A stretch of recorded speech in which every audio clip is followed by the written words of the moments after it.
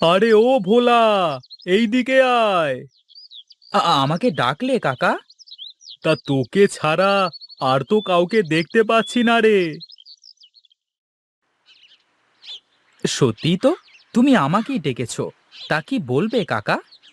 হ্যাঁ, বলবো বলবো। তা বস দেখি একটু। না না, এখন বসলে চলবে না। বাড়িতে বুড়িমা একা একা কাজ করে মরছে। তা তোর কাজ কামের কি কোনো ব্যবস্থা হলো? আমার আবার কাজ কাম? কতজনের কাছেই তো গেলাম, কেউই তো কোনো কাজই দিতে পারলো না। ঠিক আছে ঠিক আছে, আমি দেখছি তোর জন্য কিছু করতে পারি কিনা, বুঝলি? নিজেই নিজের কাজ জোগাড় করতে পারো না, আবার আমার জন্য কি দেখবে শুনি? ওরে বিশ্বাস কর, আমাকে বিশ্বাস করতে পারিস। আমাকে বিশ্বাস করলে ঠকবি না রে।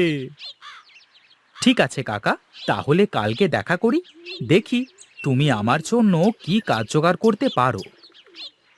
আচ্ছা আচ্ছা, তাহলে কাল দুপুরে একবার আমার বাড়িতে আসিস, কেমন?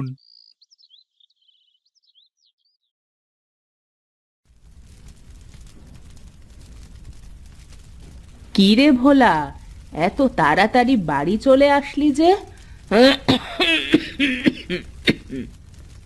আর বলো না তো মা, সবার শুধু কাজ কাজ আর কাজ। কই, আমাকে তো কেউ কোনো কাজ দেয় না। ওরে পাগল ছেলে, এইটুকুতেই হাল ছেড়ে দিলে চলবে? যা যা, তুই হাত মুখ ধুয়ে ঘরে গিয়ে বস, আমি তোর জন্য খাবার নিয়ে আসছি। ঠিক আছে, যাচ্ছি বটে। আচ্ছা। আহ, কি এক জ্বালা, ঠান্ডা যেন আমাকে পেয়ে বসেছে। কই গো মা, তোমার কি হলো? তুই গিয়ে বস, আমি খাবার নিয়ে আসছি।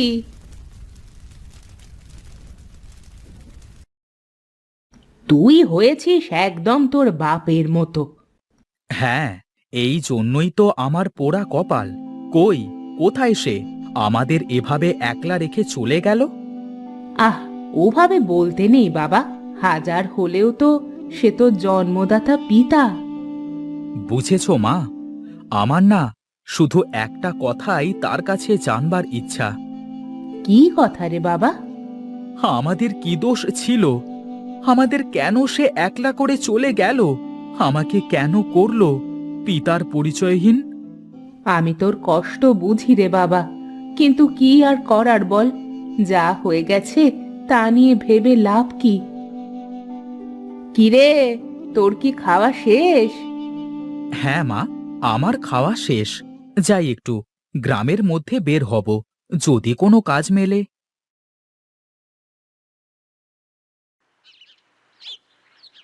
আজ এক টুকরো জমি নেই বলে কেউ কাজে নেয় না। আমার যদি নিজের এক টুকরো জমি থাকতো। আরে আরে, ওইটা নিধিরাম কাকা না? হ্যাঁ হ্যাঁ, হাঁটার ভাব দেখে তো তাই মনে হচ্ছে। আরে ও কাকা, কাকা! কে কে কে ডাকে আমায়? কাকা, আমি আমি ভোলা। ও আচ্ছা আচ্ছা, তাই বল। আমি আবার ভাবলাম কে না কে ডাকলো কোথা থেকে। আমাকে একটা কাজের ব্যবস্থা করে দাও না কাকা। আর দুদিন কাজ বাদে থাকলে তো বুড়িমাকে নিয়ে না খেয়ে থাকতে হবে। তাহলে চল চল, আগে তোর সমস্যাই সমাধান করে আসি। শোন শোন, আমি যা বলবো তুই শুধু হ্যাঁতে হ্যাঁ আর নাতে না বলবি, কেমন? ঠিক আছে কাকা, তুমি যেমনটা বলবে।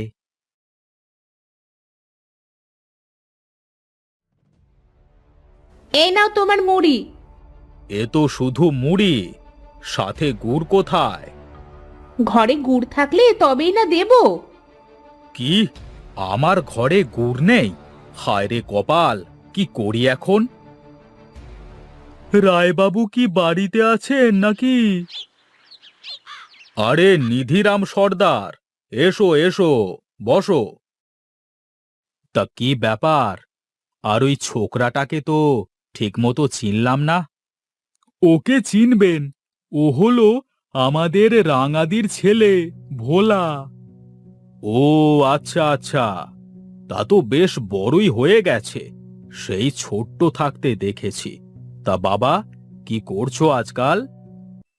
আগে ও এখনো বেকার, ওর কোনো কাজ কাম নেই, তাই তো এলাম আপনার কাছে নিয়ে। বাহ, বেশ বেশ, তাহলে তো ভালোই হলো। আচ্ছা, এই ছোকরা, তুই গুড় চাষ করতে পারবি? ও, গুড় চাষ? হে আর এমন কি, ও তো সব করতে পারে। তাই নাকি রে ছোকরা? আগে হ্যাঁ কর্তা। দেখো দেখো গিন্নি, আমি আমার গুড় চাষ করবার লোক পেয়ে গেছি। এবার থেকে যদি তুমি আমাকে আর গুড় বাদে মুড়ি দিয়েছো, তাহলে কিন্তু ভালো হবে না। তা বলছিলাম কি, ওকে চাষের জন্য একটা জমি দিয়ে দেন। হ্যাঁ হ্যাঁ হ্যাঁ, আমার উত্তরের জমিতে তাহলে তুমি কাল থেকে গুড়ের চাষ শুরু করো ছোকরা। আগে কর্তা। তাহলে এখন চলি আমরা। হ্যাঁ হ্যাঁ, তোমরা এখন যেতে পারো।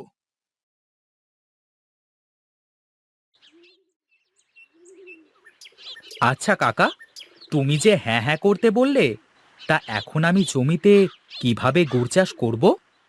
আরে পাগল ছেলে, জমিতে কি গুড়ের চাষ করা যায় নাকি? তুমি তো বললে সম্ভব, এখন তাহলে কি হবে? কি আর হবে, আমি যেমন যেমন বলবো তুই তেমন তেমন করবি, দেখবি মাঠেও গুড় চাষ হবে।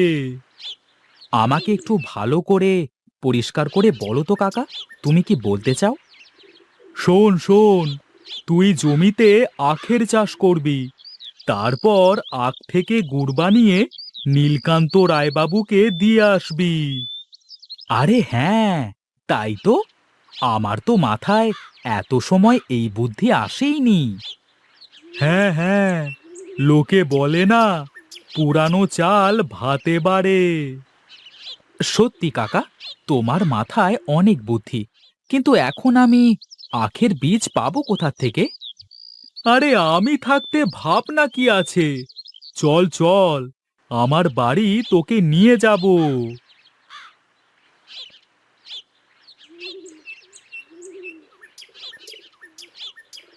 ওই দেখ, ওই বস্তা ভরা আখের বীজ, ওগুলো নিয়ে যা।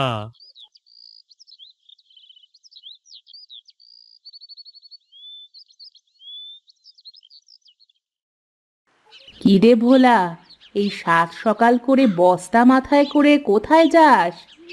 আমি চাষ করতে যাচ্ছি মা। তা তোর মাথায় ও কিসের বস্তা রে? আখের বীজ মা, আমি নীলকান্ত রায়ের জমিতে এখন থেকে আখের চাষ করব। হ্যাঁ, ভালোই হবে। তোর বাপের নীলকান্ত রায়ের সাথে বেশ ভালোই মিল ছিল। আচ্ছা মা, আমি যাই তাহলে। আহ, কি ভারী! যাই, আর দেরি না করে তাড়াতাড়ি বীজগুলো লাগিয়ে দিই।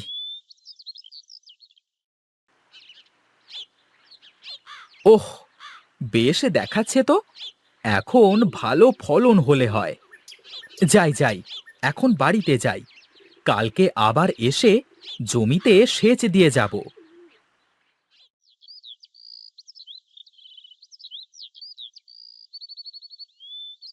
আরে ভোলা, এ কি করেছিস রে? জমিতে যে সোনা ফলেছে মনে হচ্ছে। সবই তোমার কৃপায় কাকা, তুমি না থাকলে তো আমি এত সব একা একা করতেই পারতাম না। এই জন্যই তো বলি, গরিবের কথা বাসি হলেও ফলে। কই, এত ছোটাছুটি করে কি কেউ কাজ জুটিয়ে দিতে পেরেছে শুনি? তুমিও আমাকে লজ্জা দিচ্ছ কাকা। আচ্ছা, আগে বলো, এখন আমি কিভাবে নীলকান্ত রায়কে গুড় দেব? শোন শোন, আমি ওই আখ কলে কথা বলে এসেছি। তুই আখগুলো কেটে মিলে নিয়ে গেলে ওরা তোর আখ থেকে গুড় বানিয়ে দেবে। বাহ বাহ বাহ, বেশ করেছো কাকা। তাহলে তো আমার আর কোনো টেনশনই নেই। হ্যাঁ হ্যাঁ, তাহলে এখন বাড়ি যা, আর কালকে সকাল সকাল আখগুলো কেটে কলে দিয়ে আসিস। ঠিক আছে কাকা।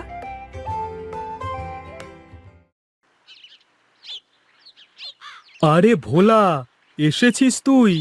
আমি সেই কখন থেকে তোর জন্য অপেক্ষা করছি। আসবো তো কাকা, এত কাজ। চল চল, আখগুলো দিয়ে আমরা গুড় নিয়ে চলে যাই।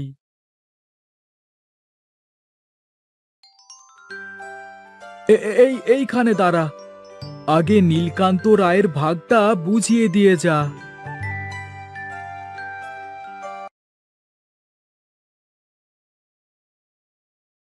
আরে ছোকরা, তুই? আজ্ঞে কর্তা, আমি আপনার জন্য গুড় নিয়ে এসেছি। বাহ বাহ বাহ বাহ বাহ, বেশ বেশ, তুই তো বেশ ভালো ছোকরা রে। তুই তো কথা মতো কাজ করিস।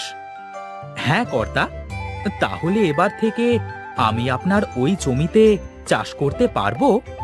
হ্যাঁ হ্যাঁ, এখন থেকে ওই জমি তোর। আমাকে শুধু তুই গুড় দিয়ে যাস। তাহলে এখন আমি চলি কর্তা। কি ভোলা, কি বললো নীলকান্ত রায়? কাকা, সে তো গুড় দেখে খুব খুশি। এখন থেকে ওই জমি আমাকেই চাষ করতে বলেছে। হ্যাঁ হ্যাঁ, এই হলো নিধিরামের বাহাদুরি। এখন যা যা, বাড়িতে গিয়ে এই গুড় বিক্রি করে তুই তোর বুড়িমাকে দেখে শুনে রাখতে পারবি। আচ্ছা কাকা, আমি তাহলে চলি।